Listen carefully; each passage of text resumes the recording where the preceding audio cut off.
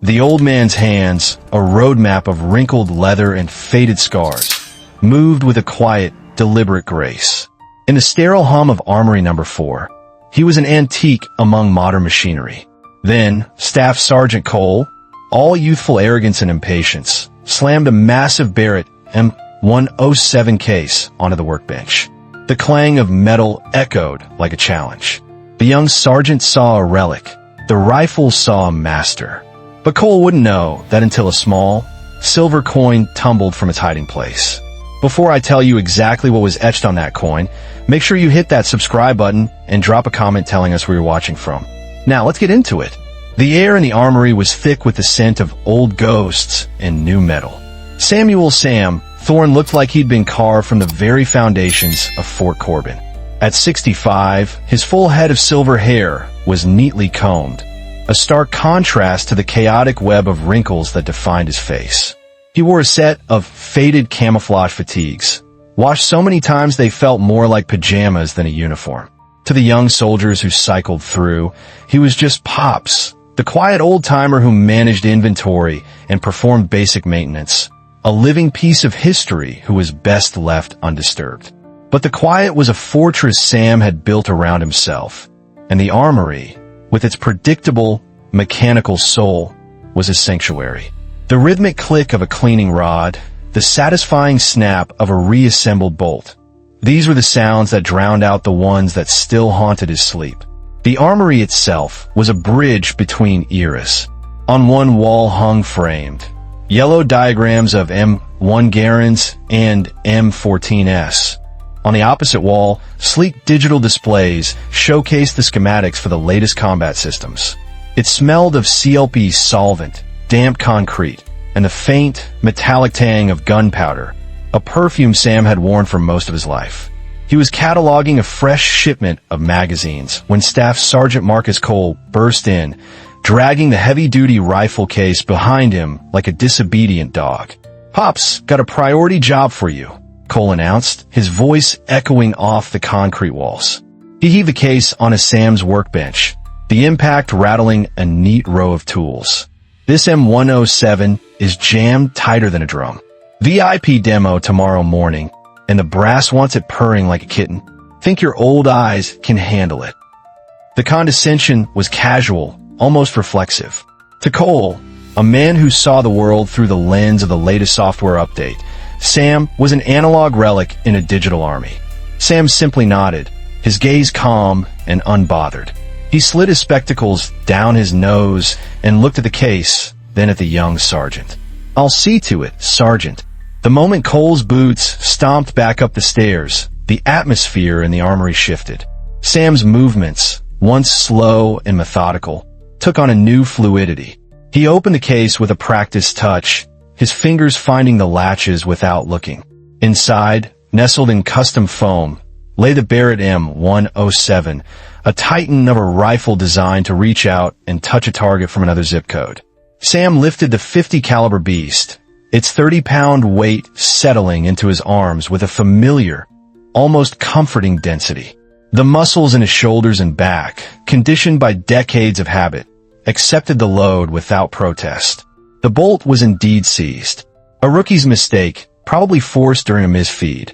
He carried it to his bench and began the process of field stripping. His hands, though wrinkled, were impossibly steady. They danced across the rifle's frame, disengaging pins, sliding off the upper receiver, and extracting the massive bolt carrier group as if he were unwrapping a precious gift. As he worked, he discovered the true culprit. Not just carbon buildup, but a fine, pale sand, the color of a specific desert halfway across the world. A desert this rifle, according to its pristine service record, had never been within 5,000 miles of. Sam's eyebrow twitched, but he said nothing. He knew official records were just stories the Army told itself. To get the deepest parts of the trigger mechanism, he reached for his personal toolkit. It wasn't standard issue. It was a small, dented tin box that had once held battlefield rations from a long-forgotten war. He'd carried it for 40 years. He pried open the lid. Inside, alongside a few specialized hand-ground tools, was a secret. As he tilted the box, a silver coin, heavy and worn smooth at the edges, slipped out. It hit the steel workbench with a sharp, resonant clink that seemed to cut right through the hum of the lights. Sam froze, his hand hovering in midair. The coin lay face up, revealing an intricate engraving. A crosshair pierced by a single, 5-pointed star. Below it, a number, 427. Footsteps. Cole was coming back. Sam's heart hammered against his ribs, a frantic bird in a cage of old bones. In a flash, his hand shot out and covered the coin, sliding it off the bench and back in his palm just as Cole appeared at the top of the stairs. Sam's hand closed around the coin, its familiar weight a cold stone in his palm. The warmth of the metal, or perhaps the sudden surge of adrenaline, sent a phantom echo through him. The recoil of a shot fired decades ago. He slipped it back into the tin box and snapped the lid shut, turning his full attention to the rifle just as Cole's shadow fell across the workbench. "How's it looking, Pops?" Cole asked, leaning over, trying to peer at the disassembled components. "Desert sand," Sam said, his voice a low, gravelly tone. He didn't look up. "Mixed with some carbon fouling in the gas tube. This rifle's been places its paperwork hasn't." Cole frowned. "That's impossible. It's a range queen. Never left the state." "Sand gets everywhere," Sam replied, using a pick to carefully scrape away the grime. "And tells stories." He left it at that, letting the silence and the steady scrape of his tool fill the space between them. Cole, sensing a conversation beyond his depth, just grunted and left him to it. The rest of the afternoon passed in focused silence, but the near discovery had unsettled Sam.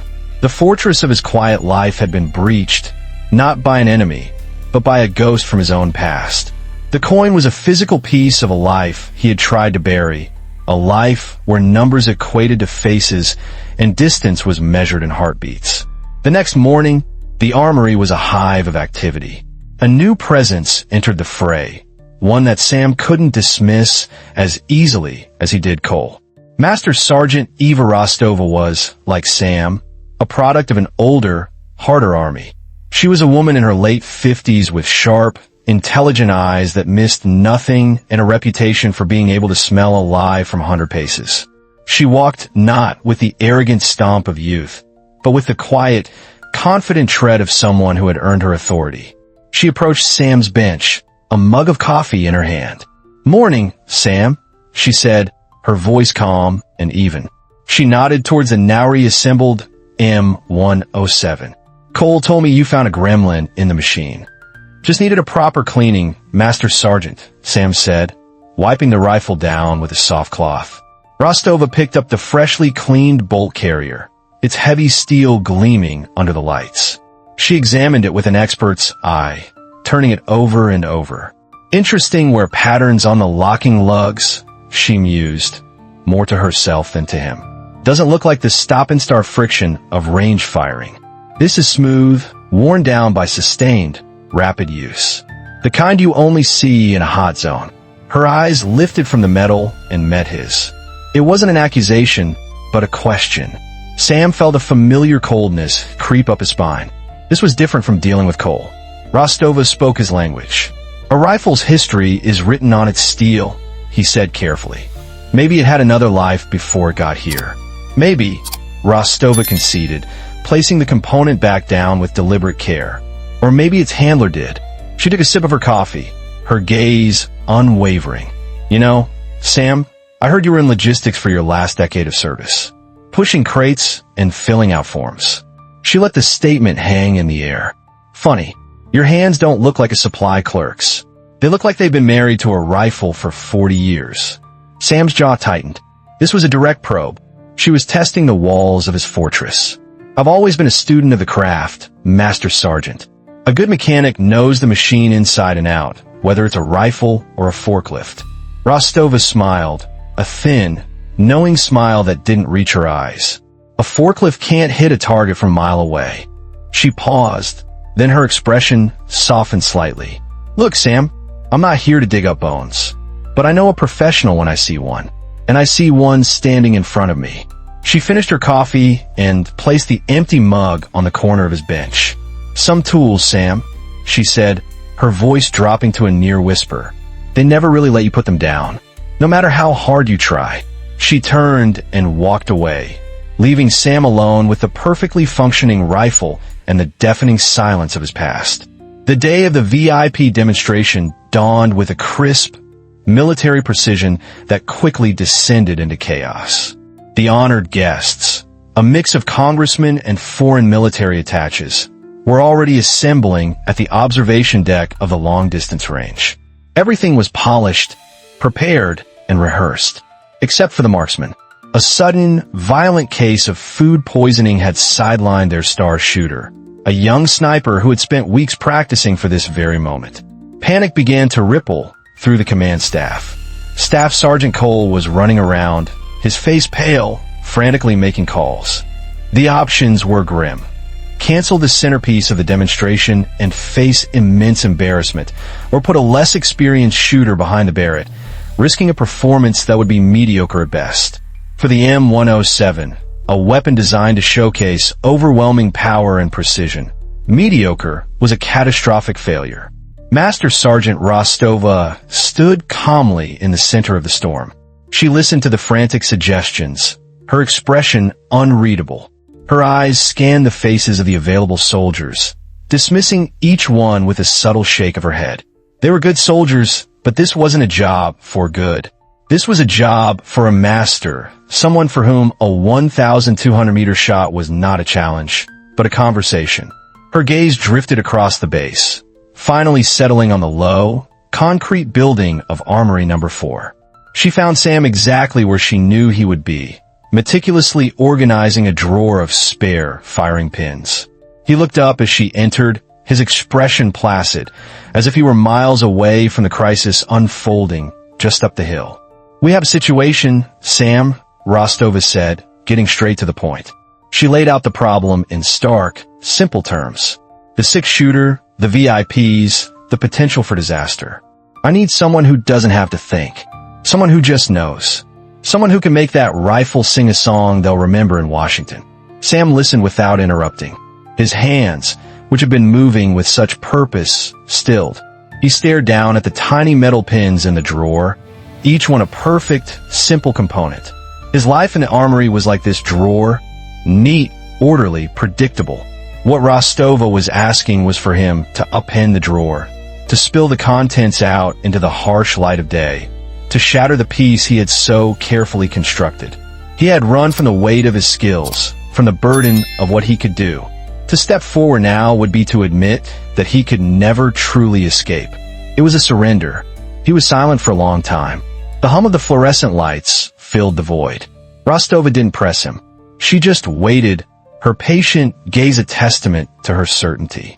Finally, Sam sighed, a deep, weary sound that seemed to carry the weight of years. He wiped his hands on a rag, the movement slow, almost funereal.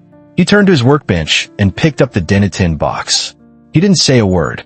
He opened the lid, took out the heavy silver coin, and slid it across the polished steel surface. It glided silently, spinning once before coming to a stop directly in front of her. Rostova picked it up. Her professional composure finally cracked.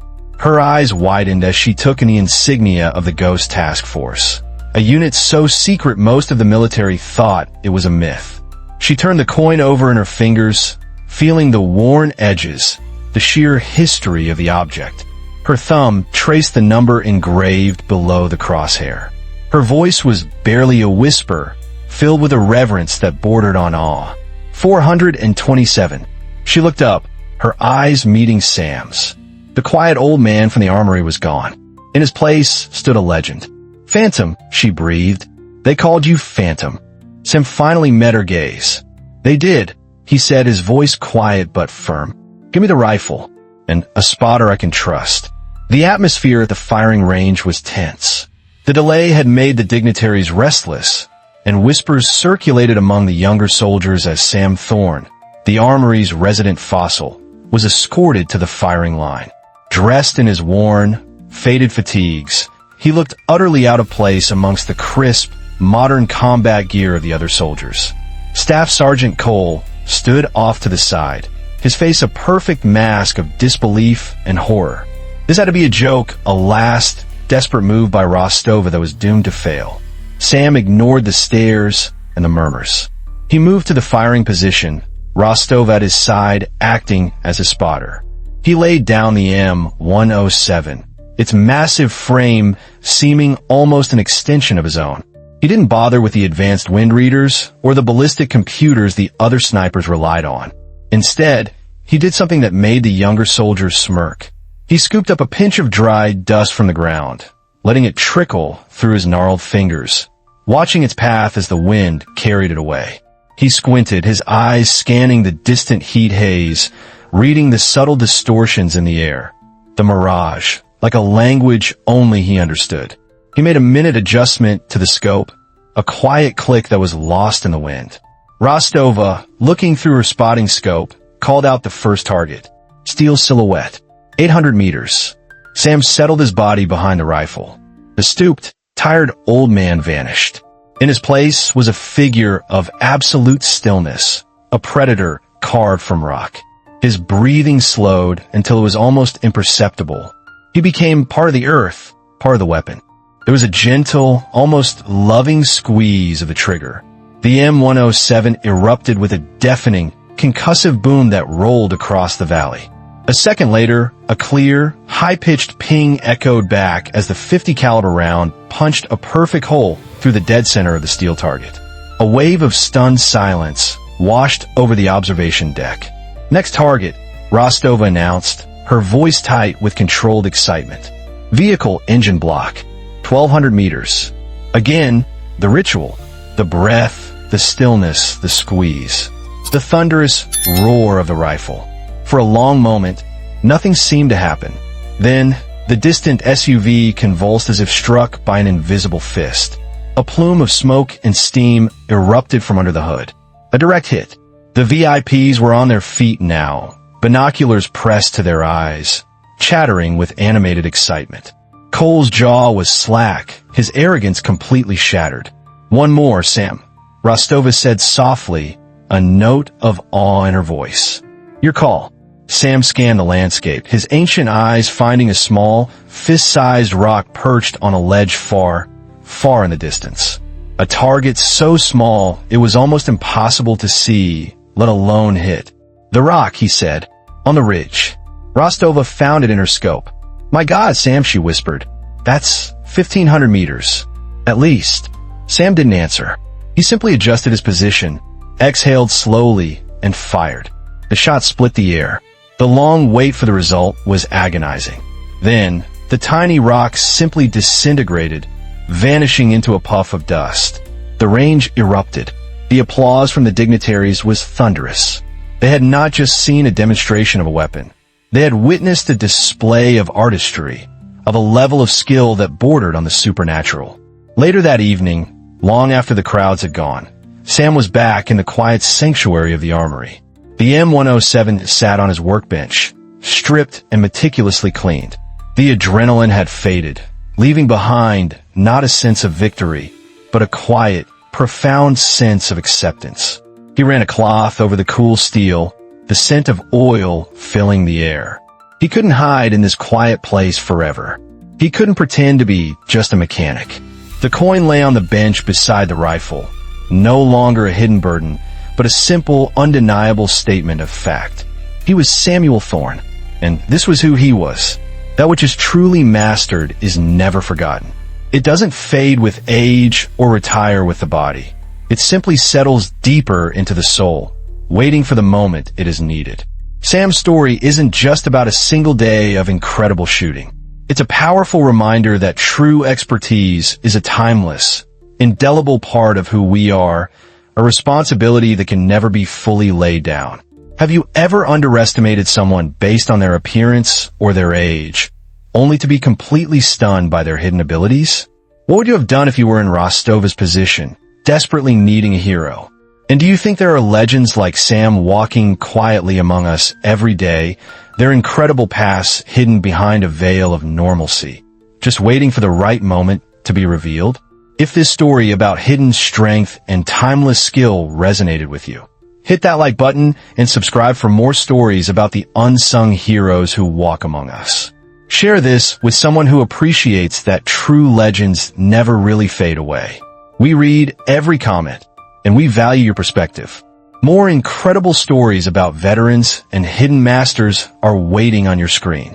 Watch those next, and we'll see you tomorrow with another story that proves you should never, ever judge a book by its cover.